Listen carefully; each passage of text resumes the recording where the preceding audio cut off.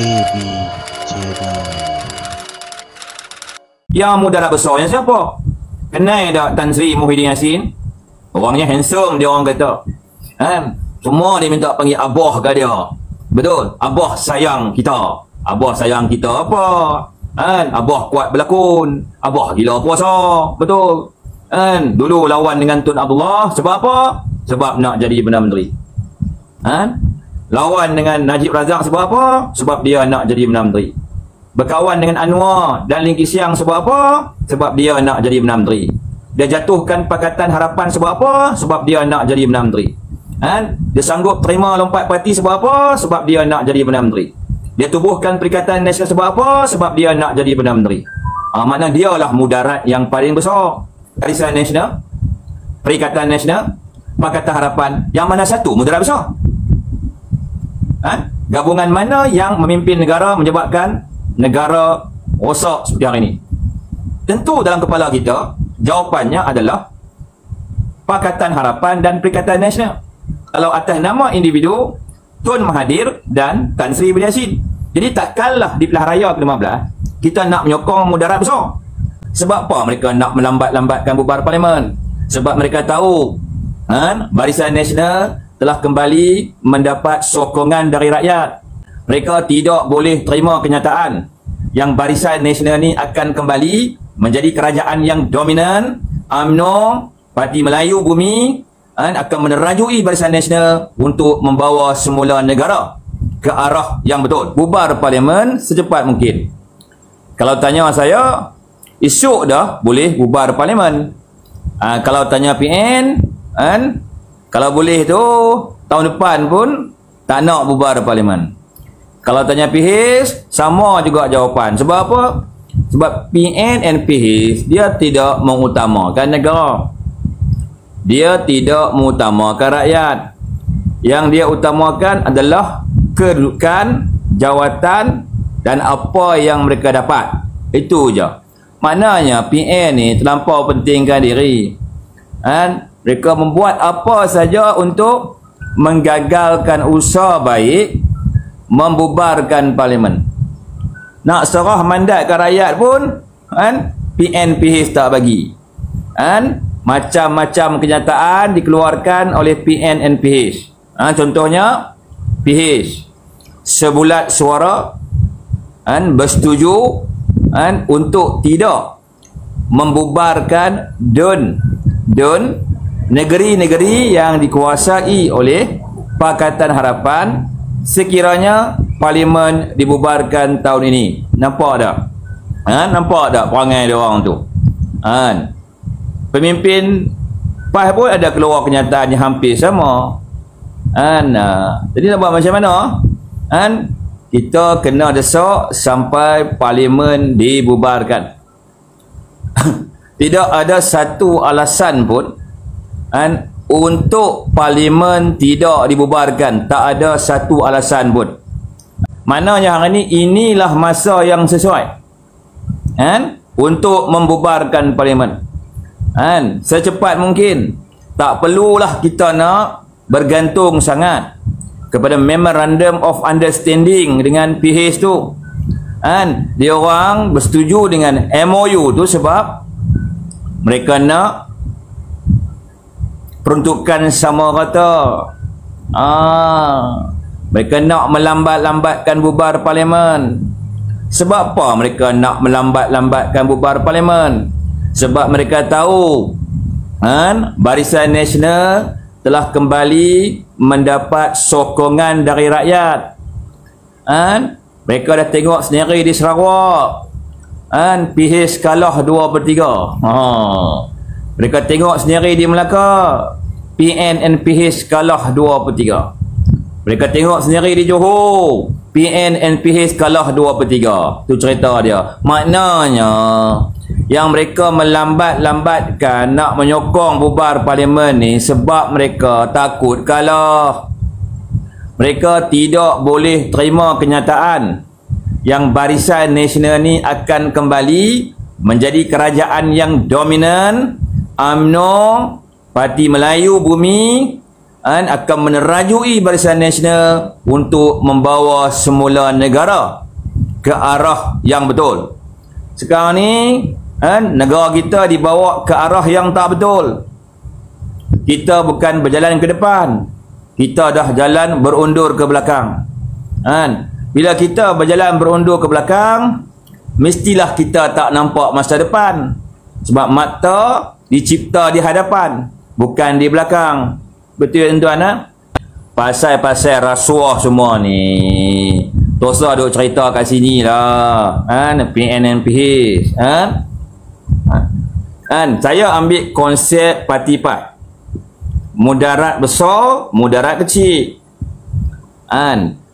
Yang mana satu mudarat besar, yang mana satu mudarat kecil? Kita ada 3 gabungan parti. Yang kecil-kecil di tepi lah, Tuan Mahdi di tepi lah, betul tak? Okey, kita ada 3 gabungan parti: Barisan Nasional, Pakatan Harapan, Perikatan Nasional. 3 gabungan parti. Okey, kalau kita nak katakan yang mana mudarat besar, yang mana mudarat kecil, apa yang boleh kita maksudkan dengan mudarat besar? Yang pertama, bila mereka memimpin kerajaan, ekonomi jatuh, aset negara berkurangan, hutang bertambah, pelabur tidak masuk, pelabur meninggalkan negara, rakyat hilang pekerjaan, pengangguran meningkat, inflasi meningkat, mata wang melemah, harga barang melambung di pasaran, etc. Itu mudarat besar. Jadi hari ini dalam 3 gabungan ni, Barisan Nasional, Perikatan Nasional, Pakatan Harapan, yang mana satu mudarat besar? Gabungan mana yang memimpin negara menyebabkan negara rosak seperti hari ini? Tentu dalam kepala kita jawapannya adalah Pakatan Harapan dan Perikatan Nasional. Kalau atas nama individu Tun Mahathir dan Tan Sri Budi Yassin. Jadi takkanlah di pilihan raya ke-15 kita nak menyokong mudarat besar. Kita kena sokonglah mudarat kecil. Kita tak kata Barisan Nasional tu maksum, sebab manusia biasa. Betul? Di kadang-kadang hari ni puak-puak PNNPH ni, dia punya cyber troopers dia menggambarkan bahawa UMNO Barisan Nasional tu mudarat besar. Mudarat besar di mana? Adakah Barisan Nasional memimpin negara menyebabkan hutang naik sampai 1 trilion? Sehingga menyebabkan aset-aset negara dijual dan berkurangan, menyebabkan foreign direct investment jatuh nombor 3 di Asia Tenggara, menyebabkan pertumbuhan GDP yang terkecil di Asia Tenggara, nombor 6 kalau ikut ranking kita di Asia Tenggara. Adakah Barisan Nasional? Tentu orang kata bukan Barisan Nasional. Makna Barisan Nasional bukan mudarat besar. Yang mudarat besarnya adalah Pakatan Harapan dan Perikatan Nasional. Parti yang paling teruk bawa mudarat besar ni Parti Bersatu. Tapi nak buat macam mana? Sahabat baik kita dulu, Parti PAS, dia pilih mudarat besar, dia tolak mudarat kecil. Tak apalah. Sebab tu tuan tengok di Sarawak Pakatan Harapan kalah, di Melaka Pakatan Harapan kalah, Perikatan Nasional kalah, di Johor PNNPH kalah. Sebab apa? Sebab pengundi akan tolak gabungan mudarat besar dan pilih gabungan mudarat kecil. Tu cerita dia. Dan puak-puak PNNPH ni, dalam media mereka cuba nak manipulate keadaan. Mereka menggambarkan tokoh-tokoh utama UMNO yang didakwa di mahkamah itu sebagai mudarat besar. Ada juga yang percaya, tapi ramai yang tak percaya sebenarnya. Mudarat besar pun mana? Masa kawan tu Perdana Menteri, kawan tu Timbalan Menteri, kawan tu Menteri Kewangan, ekonomi negara lebih baik berkali-kali ganda berbanding hari ini. Rakyat dapat cash money zaman beliau memimpin negara ni. Ekonomi melonjak ke paras yang tinggi ketika beliau memimpin negara ni. Makna dia bukan mudarat besar. Yang mudarat besarnya siapa? Kenal tak Tan Sri Muhyiddin Yassin? Orangnya handsome dia, orang kata. Semua dia minta panggil abah ke dia. Betul, abah sayang kita. Abah sayang kita apa? Abah kuat berlakon, abah gila kuasa. Betul. Dulu lawan dengan Tun Abdullah sebab apa? Sebab nak jadi Perdana Menteri. Lawan dengan Najib Razak sebab apa? Sebab dia nak jadi Perdana Menteri. Berkawan dengan Anwar dan Lim Kee Siang sebab apa?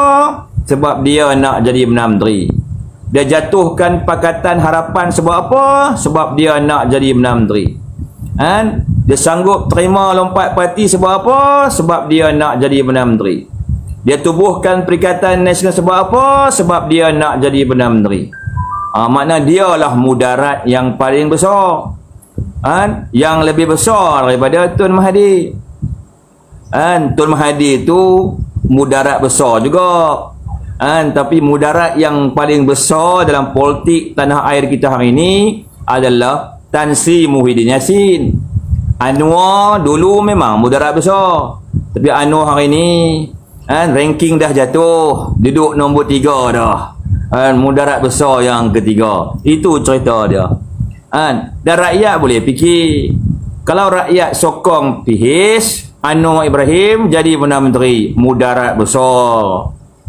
Kalau rakyat sokong PN Muhyiddin Yassin jadi Perdana Menteri, mudarat besar. Kalau rakyat sokong PN, kemungkinan besar Ismail Sabri kekal sebagai Perdana Menteri, dan tentu barisan kabinet yang terbaik, yang ada pengalaman, yang ada ilmu, yang terlatih untuk menguruskan negara dalam apa jua hal dan krisis. Betul. Bukan macam kabinet yang ada hari ini. Kabinet yang ada hari ini, Perdana Menteri kena ikut cakap mereka. Kalau kata calon menteri tu gagal berulang-ulang kali pun, tetap kena pilih sebagai menteri kanan dalam kerajaan. Contohnya siapa dia, tuan-tuan? Contohnya Azmin Ali. Azmin Ali ni pun mudarat besar kepada negara kita. Dia bukan ada pengalaman pun untuk jaga ekonomi negara. Bukan ada pengalaman untuk menguruskan Kementerian Perdagangan. Disqualified untuk diangkat sebagai menteri kanan. Mana dia tu mudarat besar. Ada lagi yang tu tuan-tuan tahu lah, kita geli nak sebut. Betul tak? Dulu masa Azmin Ali jadi MB Selangor, Selangor memang dah maju dah. Negeri yang paling maju di Malaysia. Betul, yang pertumbuhan ekonomi negeri yang tertinggi di Malaysia. Bukan Azmin Ali yang majukan Selangor, tapi di tangan Barisan Nasional dulu. Itu fakta, bukan auta. Betul? Masa Tun Mahathir jadi Perdana Menteri, Tun Mahathir lantik mudarat besar ni jadi Menteri Ekonomi. Apa yang jadi dengan ekonomi negara di bawah Pakatan Harapan? Adakah aset negara bertambah? Atau kerja mereka jual aset negara? Tentu rakyat akan jawab, kerja mereka jual aset negara. Betul? Bila Muhyiddin jadi Perdana Menteri, lantik dia pula jadi Menteri Kanan berkaitan dengan ekonomi juga. Apa jadi ekonomi zaman Tan Sri Mulyani Yassin? Jatuh begitu teruk. Sebab tu trading dalam media, Muhyiddin PM gagal atau kerajaan gagal. Bila naik pula Datuk Seri Ismail Sabri sebagai Perdana Menteri, sepatutnya dia tak boleh pilih dah Azmin Ali ni. Kan? Kalau nak pilih juga, letaklah sebagai Menteri Alam Sekitar ke. Okey lah. Betul tak? Pasal Selangor tu masalah airnya dari dulu tak boleh selesai. Betul tak? Tapi dipilih untuk menjadi Menteri Perdagangan. Betul. Sebab tu ekonomi kita teruk. Sebab orang yang dipertanggungjawabkan oleh Perdana Menteri untuk menguruskan kemasukan foreign direct investment ni seorang yang gagal dan mudarat besar dalam Malaysia. Tu cerita dia. Tapi PM kita tidak ada pilihan. Semua orang tahu PM kita tak ada pilihan. Nak ada pilihan bagaimana? Sokongan PM bersyarat. Lepas tu diikat pula dengan syarat Memorandum of Understanding dengan Pakatan Harapan. Betul. Jadi pelantikan pun ikut syarat lah. Nampak tak tuan-tuan? Dan tentulah kerajaan yang ada hari ini dengan kerajaan yang ada sebelum ni sama saja tuan-tuan. Isi sama, kulit pun sama tuan-tuan. Cuma tukar Perdana Menteri saja. Sebab apa jadi macam tu? Sebab kerajaan mandat lompat parti. Di kerajaan yang macam ni, pelabur mana yang nak percaya?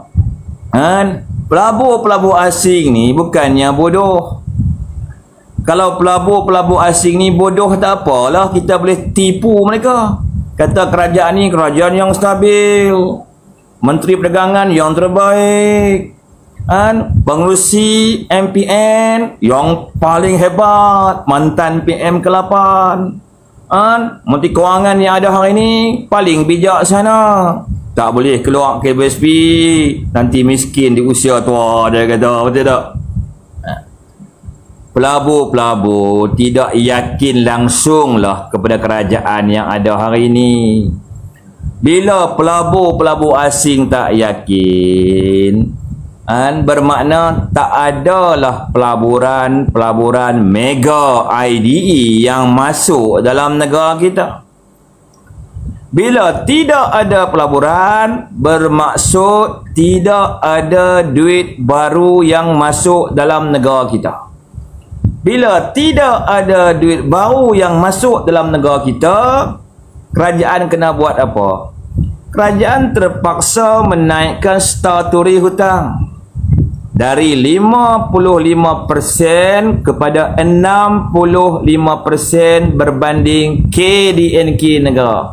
Makna negara kena berhutang, kena tambah hutang, kena jual aset, kena restructure macam-macam untuk menguruskan negara kita. Itu cerita dia. Bila tak ada duit baru yang masuk, tentulah mata wang kita tidak stabil. Inflation akan meningkat, meroket dalam negara kita. Sebab itulah barang tu mahal. Harga dia naik melambung-lambung. Sebab apa? Sebab mata wang kita tak stabil. Hari ni RM4 Pak Kupang bersamaan $1 Amerika Syarikat. Bermakna mata wang kita sangat-sangat lemah. Itu cerita dia. Lepas tu apa lagi tuan-tuan? Duit keluar begitu banyak, duit masuknya tak ada. Kalau ada duit masuk pun, duit tambah hutang. Tu cerita dia. Bila jadi macam tu, kesannya kepada siapa? Kesannya adalah kepada rakyat, kepada semua golongan. Dari golongan top 20, middle 40, dan B40 terjejas dengan teruk. Tu ceritanya tak wujud peluang-peluang pekerjaan, peluang-peluang perniagaan, dan implikasinya rakyat tak ada duit, tak ada cash. Cash is king. Tak ada cash, tak ada tunai, tak ada simpanan. Bila tak ada semua benda tu, makna kita tak ada kuasa beli. Bila kita tak ada kuasa beli, apa akan jadi dengan kita? Miskin. Tu cerita dia. Bila kita rakyat tak ada kuasa beli, tentu banyak perniagaan rakyat kita gulung tikar. Perniagaan asing lari meninggalkan negara, sebab kalau mereka jual produk atau meniaga dalam negara Malaysia, siapa nak beli? Hantu ke nak beli? Nak suruh jin hantu beli? Sebab tu tuan-tuan tengok hari ni banyak syarikat tutup operasi mereka. Hyundai meninggalkan negara kita sebab apa? Sebab rakyat kita tak ada kuasa beli. Kesan daripada pertukaran kerajaan.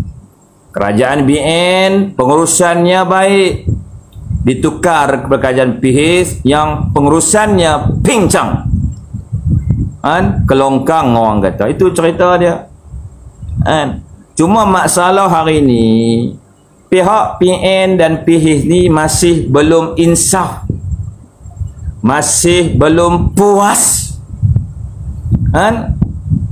belum puas merosakkan ekonomi negara, belum puas untuk menambah hutang negara, belum puas untuk menghalau pelabur-pelabur meninggalkan negara kita, belum puas menjatuhkan mata wang negara, belum puas menaikkan inflasi dalam negara kita, belum puas menyeksa rakyat dengan kenaikan harga barang yang begitu tinggi di pasaran tempatan.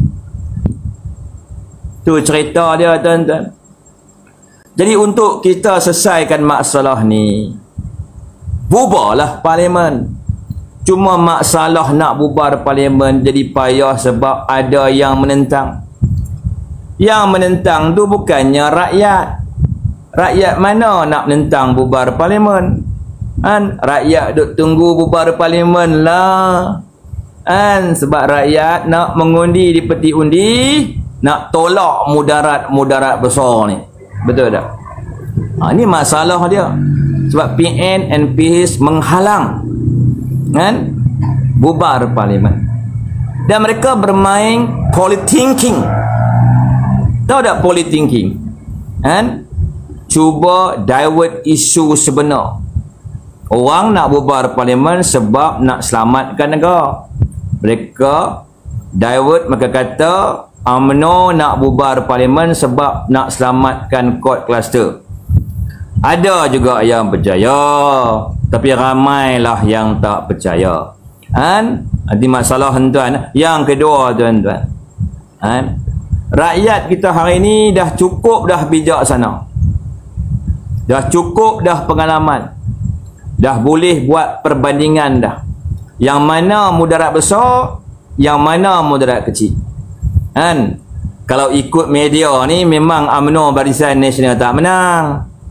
Nak menang macam mana? Surat-surat khabar kita dah macam mesin propaganda PNNPH. Hari-hari dari pagi petang malam duk cerita pasal 1MDB, duk cerita pasal SRC Nasional, duk cerita pasal akal budi. Itu saja yang duk cerita oleh portal-portal dalam negara kita. Kalau ikut suara gabak kita kalah lah. Tapi sebenarnya kita menang sebab apa? Sebab pengalaman itu mengajar kita. Kesusahan hari ini mendidik kita.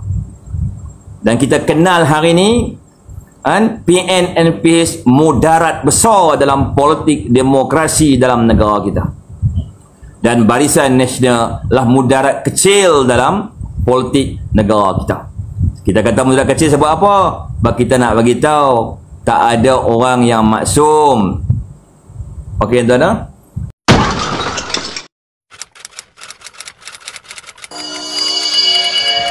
AB Channel.